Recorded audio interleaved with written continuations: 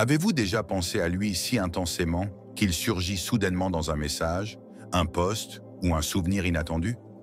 Ou peut-être vous êtes-vous réveillé avec une étrange lourdeur dans la poitrine, sans raison apparente. Et plus tard dans la journée, vous découvrez quelque chose. Il traversait un moment difficile au même moment. Simple coïncidence? Carl Jung dirait que non. Jung, le psychiatre suisse et fondateur de la psychologie analytique, a introduit le concept de synchronicité pour décrire des événements liés de manière significative, même sans lien logique apparent. Pour lui, lorsque votre monde intérieur s'aligne avec le monde extérieur de manière symbolique et émotionnellement chargée, ce n'est pas un hasard, c'est un message de l'inconscient. La synchronicité, écrivait Jung, est une réalité toujours présente pour ceux qui savent voir. Et en amour, surtout dans les liens émotionnels non résolus, la synchronicité devient plus forte, plus fréquente. Pourquoi? Parce que la connexion n'est pas vraiment terminée, pas émotionnellement, pas inconsciemment. Jung parlait aussi de l'inconscient collectif, un vaste champ partagé d'émotions, de symboles et d'instincts, reliant tous les êtres humains au-delà du langage ou de la logique. Ainsi, lorsque deux personnes ont partagé quelque chose de profond, émotion, vulnérabilité, désir, leurs inconscients continuent de résonner, même à distance. Avez-vous déjà ressenti son énergie avant de recevoir un message, ou pressenti que quelque chose n'allait pas pour apprendre plus tard qu'il traversait une épreuve? Ce n'est pas une illusion, c'est l'âme qui murmure à travers des symboles, dans un langage plus ancien que les mots. Cette réflexion s'adresse à vous si vous avez déjà douté de votre intuition, si vous avez ressenti quelque chose d'inexplicable mais impossible à ignorer, ou si une partie de vous se demande encore « est-ce qu'il ressent la même chose ?» Aujourd'hui, nous explorons 10 signes basés sur les théories de Carl Jung qui pourraient y révéler qu'il est toujours émotionnellement lié à vous. Non pas parce que vous l'imaginez, mais parce que vous captez peut-être de véritables signaux inconscients. Quand deux personnes partagent un lien profond, Jung croyait que leur psyché pouvait agir comme si elles étaient en contact direct, même après des semaines de silence, même s'il prétend avoir tourné la page. Commençons. Signe numéro 1. Il vous contacte sans raison apparente. Cela fait des jours, peut-être des semaines, que vous n'avez pas échangé. Pas de dispute, pas de conclusion, juste de la distance. Vous apprenez à apaiser le tumulte dans votre cœur. Vous vous dites « c'est fini, il est passé à autre chose ». Puis un soir, alors que vous vous y attendez le moins, il vous envoie un message. Pas une excuse, pas une déclaration, juste quelque chose comme « Salut, je ne sais pas pourquoi, mais j'ai pensé à toi ». Cela semble anodin, presque poli, mais au fond, cela remue quelque chose. Pourquoi pense-t-il à vous maintenant? Pourquoi réapparaît-il toujours au moment où vous commencez à lâcher prise? Carl Jung appelait ces moments des synchronicités. Il les décrivait comme l'occurrence de deux événements sans lien causal, mais chargés d'une profonde signification personnelle lorsqu'ils se produisent ensemble. Votre état intérieur, peut être calme ou légèrement douloureux, rencontre son message soudain. Aucun lien logique, mais émotionnellement, quelque chose semble avoir bougé. La synchronicité est une réalité toujours présente pour ceux qui savent l'en voir, disait Jung. Jung croyait que l'inconscient ne vit pas seulement en nous. Il nous relie, surtout lorsque deux personnes ont partagé quelque chose d'intense. Émotion, vulnérabilité, désir. Même si l'amour reste tacite, l'énergie entre elles persiste dans l'inconscient, attendant de s'exprimer. Ainsi, lorsqu'il vous écrit juste comme ça, ce n'est peut-être pas un hasard. Cela pourrait être son inconscient qui se manifeste. Un souvenir enfoui, un rêve qu'il n'a pas partagé, une vague d'émotions qu'il ne peut expliquer. Et peut-être l'avez-vous ressenti aussi. Peut-être venez-vous de rêver de lui. Peut-être avez-vous pressenti sa présence avant que son nom n'apparaisse sur votre écran.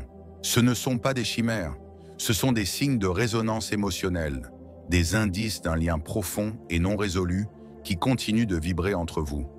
Selon Jung, lorsqu'une connexion est authentique, elle trouve toujours un moyen de ressurgir, parfois dans le silence, parfois à travers des symboles, ou parfois par un message sans raison apparente, envoyé au moment parfait. Signe numéro 2, il réagit émotionnellement à vos publications, même s'il essaie de le cacher. Vous partagez quelque chose de simple, une photo d'un dîner, une histoire de votre week-end, peut-être une image où vous souriez, vraiment, pour la première fois depuis longtemps. Vous ne cherchez pas à envoyer un message.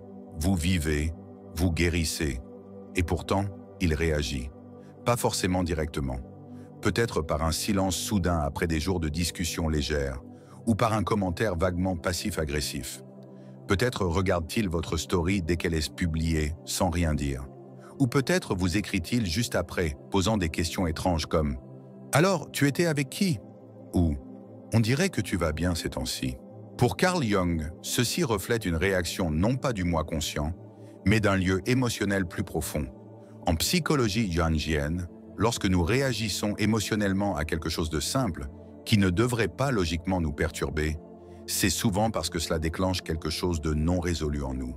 Tout ce qui nous irrite chez les autres peut nous mener à une compréhension de nous-mêmes, écrivait Jung.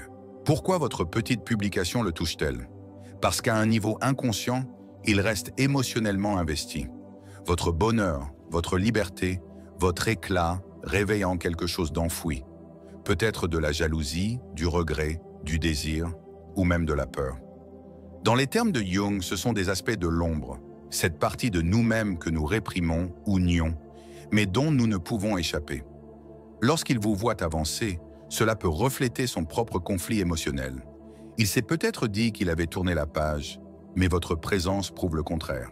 Plus sa réaction émotionnelle est inattendue, plus elle est révélatrice. Ses réponses sont souvent impulsives, non planifiées, irrationnelles.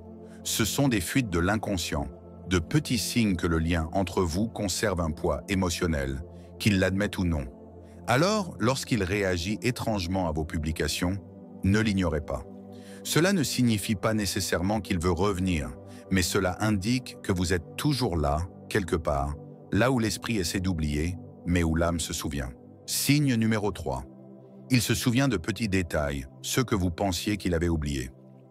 Vous discutez tranquillement, peut-être des semaines ou des mois après que les choses se sont calmées, et soudain, il mentionne quelque chose que vous aviez presque oublié avoir partagé. Le nom du café où vous disiez vous sentir en sécurité, une anecdote de votre enfance racontée une seule fois en passant, la chanson qui vous aidait à dormir quand votre anxiété était à son comble. Il s'en souvient, et pas seulement le fait, mais l'émotion qui l'accompagnait. Carl Jung croyait que lorsqu'un lien émotionnel profond se forme, les expériences partagées ne restent pas seulement dans notre esprit conscient. Elles s'enfoncent pendant l'inconscient, où elles prennent une signification symbolique et un poids émotionnel. C'est pourquoi quelqu'un peut oublier ce que vous portiez, mais se souvenir des mots exacts que vous avez murmurés dans un moment de calme, parce que cela a touché son monde intérieur. La rencontre de deux personnalités est comme le contact de deux substances chimiques. S'il y a une réaction, les deux sont transformés, écrivait Jung. En psychologie jungienne, ces détails émotionnels deviennent des empreintes. Et lorsqu'il les évoque longtemps après que vous avez cessé de les lui rappeler, cela suggère que ces moments sont devenus une partie de son système symbolique intérieur. Parfois, ce type de mémoire reflète ce que Jung appelait une projection de l'anima, l'image féminine intérieure que chaque homme porte inconsciemment. Si vous avez résonné avec son anima, vos paroles et vos gestes sont devenus plus que des souvenirs. Ils sont devenus des symboles émotionnels, des points d'ancrage pour ses propres aspirations, peurs et désirs. C'est pourquoi il peut se souvenir de la façon dont votre voix changeait lorsque vous parliez de vos rêves, ou du thé exact que vous aimiez boire quand vous vous sentiez dépassé. Il ne comprend peut-être pas pleinement pourquoi ces détails sont restés gravés en lui, mais son inconscient, lui, le sait. Il retient ce qui comptait, surtout lorsque la connexion était plus profonde que ce que l'un ou l'autre pouvait exprimer par des mots. Alors, lorsqu'il mentionne ces petites choses, vous n'êtes pas sentimental en le remarquant. Vous reconnaissez un langage que le cœur utilise quand il n'a pas fini de parler. Signe numéro 4. Vous rêvez l'un de l'autre au même moment. Vous vous réveillez le cœur battant. Vous venez de le voir dans un rêve. Ce n'était pas anodin, c'était réel. Vous étiez proches, connectés, parlant sans mots. Puis un jour plus tard, il vous dit nonchalamment « Bizarre, j'ai rêvé de toi l'autre nuit ». Vous vous figez, non pas à cause de ce qu'il a dit, mais parce que vous le saviez déjà. Carl Jung croyait que les rêves ne sont pas un simple bruit mental, mais des messages de l'inconscient. Il les voyait comme des expressions symboliques de vérité que nous ne pouvons pas encore affronter dans la vie éveillée. Ils révèlent des sentiments cachés, des conflits non résolus et même des connexions émotionnelles qui restent vivantes sous la surface. Le rêve, c'est la petite porte cachée dans le sanctuaire le plus profond et le plus intime de l'âme, écrivait Jung. Ainsi, lorsque deux personnes rêvent l'une de l'autre au même moment, la psychologie jungienne ne le rejette pas comme une coïncidence. Elle suggère que leurs inconscients pourraient encore être en résonance émotionnelle. Ce n'est pas de la science-fiction. C'est la nature symbolique des champs émotionnels partagés, surtout lorsque le lien était intense ou inachevé. Jung a introduit le concept de l'inconscient collectif, une couche partagée de la psyché qui contient des archétypes, des émotions et des images symboliques communes à tous les humains. Si vous et lui êtes connectés à ce niveau plus profond, il est possible que vos rêves commencent à se faire écho, reflétant des peurs, des désirs ou des aspirations partagées. Et si vous avez joué un rôle significatif dans sa vie, vous êtes peut-être devenu une partie de son anima, l'image féminine intérieure que chaque homme porte. Lorsqu'elle est activée, l'anima apparaît souvent dans les rêves, représentant non seulement un désir romantique, mais une vérité émotionnelle. Ainsi, si vous rêvez de lui et qu'il rêve de vous, ce n'est pas une coïncidence. C'est l'inconscient qui attire l'attention sur une connexion que la logique peut nier, mais que l'âme ne peut oublier. Et peut-être, même dans le sommeil, vos cœurs tentent encore de poursuivre la conversation que vos esprits n'ont pas pu achever. Signe numéro 5. Ces émotions reflètent les vôtres, même à distance. Il y a des jours où vous vous sentez mal sans raison apparente. Vous vous réveillez agité, anxieuse, ou avec une lourdeur dans la poitrine, pour découvrir plus tard qu'il traversait lui aussi une période difficile.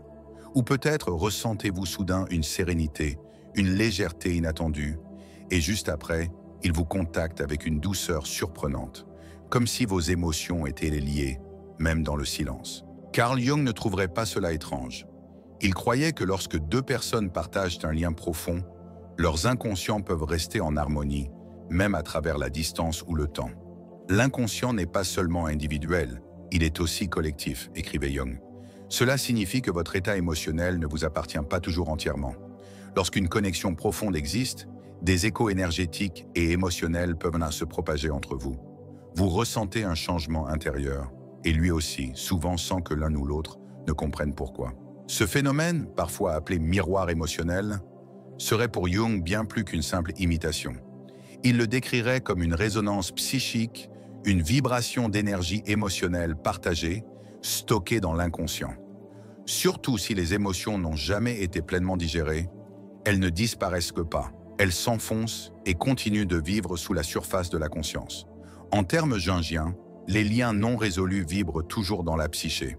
Et parfois, ces vibrations s'alignent, comme deux instruments jouant dans la même tonalité invisible. L'un ressent une attirance, l'autre aussi. L'un se replie, l'autre devient silencieux. L'un souffre et l'autre tend soudain la main. Cette synchronicité émotionnelle n'est pas une question de lecture des pensées. C'est une forme d'entrelacement empathique, non pas mental, mais spirituel. Pas planifié, mais réel. Si vous avez déjà ressenti sa tristesse dans votre poitrine ou sa tension dans votre souffle, vous ne l'imaginez pas. Vous êtes en phase. Et selon Jung, c'est l'un des signes les plus clairs que la connexion persiste. Non pas dans vos esprits, mais dans votre inconscient partagé. Même s'il ne le dit pas, une partie de lui pourrait bien vous ressentir aussi. Signe numéro 6. Il vous évite, mais son silence est chargé. Il ne vous contacte pas. Il cesse de répondre. Ou peut-être n'a-t-il jamais dit au revoir, se contentant de s'évanouir dans le silence, comme si disparaître était plus facile que de ressentir. Pourtant, son absence ne semble pas froide. Elle est lourde, intense, comme si quelque chose restait non dit, mais toujours vivant entre vous. Carl Jung a beaucoup écrit sur l'ombre. Ces parties de nous-mêmes que nous réprimons, nions ou refusons d'admettre. Souvent, lorsqu'une personne vous évite après une connexion significative, ce n'est pas parce qu'elle ne ressent rien. C'est parce qu'elle ressent trop et ne sait pas comment le gérer.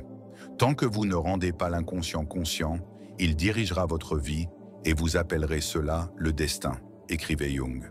Ce type de silence n'est pas de l'indifférence. C'est souvent un mécanisme de défense, une tentative inconsciente d'enfouir l'intensité de ce qui reste non exprimé. En psychologie jungienne, la charge émotionnelle entre deux personnes ne s'évanouit pas simplement parce que l'une se retire. Elle s'enfonce plus profondément dans la psyché, se manifestant souvent sous forme d'anxiété, d'évitement ou de tension masquée par une apparente indifférence. Si vous sentez que son silence n'est pas neutre, vous avez probablement raison. Une véritable déconnexion est légère, facile à oublier, mais ce silence-là a du poids. Il persiste, il vibre, il donne l'impression de quelqu'un qui essaie de ne pas ressentir, de résister à une attirance. Jung dirait que cette résistance est significative. Lorsqu'une personne doit activement vous éviter, cela indique souvent un conflit psychique. Une partie de lui veut tendre la main et une autre a peur de ce que cela pourrait réveiller. Ne vous laissez pas tromper par le calme. Parfois, le silence est l'endroit où se cachent les émotions les plus bruyantes. Et si son absence semble chargée, comme si elle parlait sans mots, c'est peut-être parce que la connexion est toujours vivante. Non pas dans ce qu'il dit, mais dans ce qu'il n'arrive pas à exprimer. En psychologie jungienne, ce n'est pas une fin, mais un fil non résolu, attendant peut-être de revenir. Signe numéro 7. Les synchronicités visuelles. Vous voyez son nom, une chanson ou un numéro apparaître au moment précis où vous pensez à lui. Vous faites défiler votre fil d'actualité en pensant à lui et soudain, un post mentionne son nom. Vous entrez dans un café et la chanson qui passe est celle que vous écoutiez ensemble. Ou peut-être voyez-vous sans cesse le même numéro, sa date de naissance, une heure où vous échangiez des messages, des chiffres répétitifs comme 11, 11 ou 22 ou 22, chaque fois qu'ils traversent votre esprit. Coïncidence? La plupart des gens diraient oui. Carl Jung, lui, dirait « faites attention ». Jung a inventé le terme de synchronicité pour décrire précisément ces expériences, lorsque deux événements non liés se produisent simultanément mais portent une signification émotionnelle personnelle pour celui qui les vit. La synchronicité révèle la connexion significative entre le monde subjectif et le monde objectif, écrivait Jung. En d'autres termes, lorsque le monde extérieur commence à faire écho à votre monde intérieur, quelque chose de plus profond peut être en jeu. Jung croyait que l'inconscient ne parle pas avec des mots, mais avec des symboles, des motifs et des impressions émotionnelles. Ainsi, lorsque vous êtes émotionnellement lié à quelqu'un, surtout à travers des sentiments non résolus ou refoulés, votre psyché peut commencer à attirer ou à remarquer des symboles qui reflètent dans cette connexion. Ces signes, noms, chansons, numéros, ne sont pas des messages au sens magique, mais ils peuvent être des marqueurs émotionnels, des moments où l'inconscient surgit et touche le monde extérieur. Si ces synchronicités se produisent fréquemment, surtout lorsque vous pensez intensément à lui, cela pourrait signifier que votre inconscient est toujours émotionnellement engagé, et peut-être le sien aussi. Parfois, la synchronicité agit comme un miroir, montrant ce qui persiste encore en vous. D'autres fois, c'est un fil entre deux âmes qui se tendent inconsciemment l'une vers l'autre à travers l'espace et le silence. Alors, si votre environnement continue de murmurer son nom, de jouer votre chanson ou de montrer son numéro, ne paniquez pas et n'obsédez pas. Mais prenez un moment. En psychologie jungienne, ces instants ne doivent pas être ignorés. Ce sont des invitations, des indices, une douce poussée de votre âme disant « Il y a encore quelque chose de vivant ici ». Signe numéro 8, il réapparaît lorsque vous êtes au plus bas. Il surgit toujours quand vous êtes à votre plus vulnérable. Cela arrive plus d'une fois, jamais quand vous l'attendez. Vous vous sentez fragile, peut-être après une mauvaise journée ou une nuit sans sommeil. Vous êtes submergé, anxieuse, souffrant en silence d'une douleur que personne ne voit. Et pile à ce moment-là, comme par un signal, il apparaît. Parfois, c'est un message. D'autres fois, c'est lui qui regarde votre story, qui aime un ancien post ou qui se trouve physiquement dans un lieu où vous ne l'attendiez pas. Cela semble étrangement synchronisé, presque intime. Carl Jung croyait que l'inconscient compense souvent ce que l'esprit conscient peine à gérer. Il enseignait également que les synchronicités se manifestent surtout lorsque nous sommes émotionnellement ouverts ou vulnérables, car c'est dans ces moments que la frontière entre le monde intérieur et extérieur s'amincit. La psyché se comporte comme une pluralité de processus autonomes, écrivait Jung. Cela signifie que lorsque vous êtes émotionnellement à nu, votre inconscient devient plus réceptif. Et s'il existe encore un lien entre vous et lui, même tacite, son propre inconscient pourrait percevoir cette ouverture émotionnelle et y répondre. Ce n'est pas qu'il sait consciemment que vous traversez une épreuve. C'est qu'à un niveau plus profond, il pourrait encore exister un fil psychique, une résonance émotionnelle vous reliant tous les deux. Sa soudaine réapparition n'est peut-être pas un choix conscient. Cela pourrait être une réaction à une vague d'énergie qu'il ne comprend pas rationnellement. Jung dirait que votre état émotionnel agit comme un signal, et si son inconscient reste lié au vôtre, ce signal peut réveiller quelque chose en lui, l'incitant à tendre la main, à s'engager ou simplement à apparaître. Non, ce n'est probablement pas une coïncidence s'il semble toujours réapparaître quand votre cœur est sur le plus lourd. Cela pourrait indiquer que la connexion n'a jamais totalement disparu. Elle sommeille dans l'ombre jusqu'à ce que votre âme appelle et qu'il l'entende, d'une manière ou d'une autre. Et lorsque cela se produit, ce que vous ressentez n'est pas une illusion. C'est ce que Jung appelait une convergence entre l'intérieur et l'extérieur, une synchronicité, un signe que vous n'êtes pas aussi seul que vous le pensiez. Signe numéro 9, des réactions vives lorsque vous passez à autre chose. Vous n'avez jamais officialisé votre relation. Pas de promesse, pas de rupture, peut-être même pas une véritable histoire, juste quelque chose de réel qui n'a jamais trouvé les bons mots. Pourtant, dès que vous commencez à avancer, une photo avec quelqu'un d'autre, un sourire plus libre, un rire que vous n'aviez pas eu depuis des mois, il réagit. Pas forcément directement, mais c'est dans sa façon de s'éloigner soudainement ou de devenir étrangement présent. C'est dans une réponse froide, un message tardant la nuit, une story énigmatique sur son fil. Ce n'est pas rien, c'est une réaction, même s'il ne l'admettra jamais. Carl Jung croyait que les parties de nous-mêmes que nous essayons le plus d'ignorer, notre douleur, notre peur de perdre, notre jalousie, ne disparaissent pas. Elles forment ce qu'il appelait l'ombre, la face inconsciente de la psyché qui contient tout ce que nous rejetons ou refoulons. Chacun porte une ombre, et moins elle est intégrée dans la vie consciente de l'individu, plus elle est noire et dense, écrivait Jung. Ainsi, lorsqu'il vous voit avancer, lorsqu'il est confronté à l'idée que vous pourriez être bien sans lui, son ombre réagit. Même s'il ne vous aime plus, même s'il s'est dit qu'il avait tourné la page, ce déclencheur émotionnel, vous voir heureuse, aimée ou simplement libre, le force à affronter quelque chose d'inconfortable qu'il n'a pas totalement lâché.